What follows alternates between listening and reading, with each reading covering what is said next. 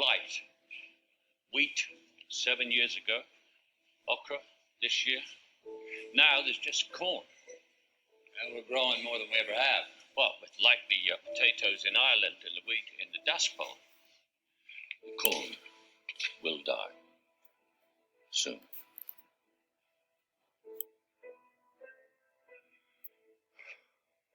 We'll find a way, Professor, we always have.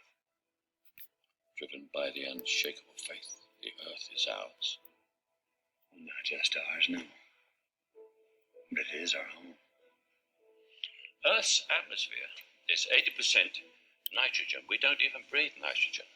Blight does, and as it thrives, our air gets less and less oxygen.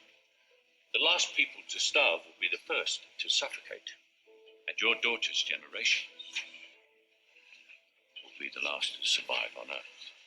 Murph was feeling a little tired and was wondering if she could take a nap in my office. Okay. Now you need to tell me what your plan is to save the world.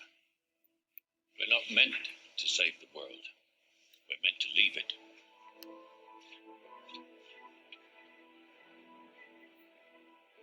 Rangers.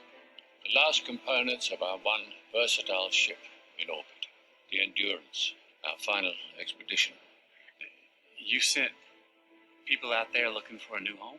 The Lazarus missions. That sounds cheerful. Lazarus came back from the dead. Sure, but he had to die in the first place. There's not a planet in our solar system that could sustain life in the nearest stars over 1,000 years away. I mean, that doesn't even qualify as futile. Where'd you send him?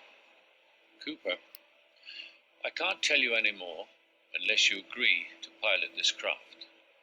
You're the best pilot we ever had. I barely left the stratosphere. This team never left the simulator. We need a pilot, and this is the mission that you were trained for. Oh, without even knowing it?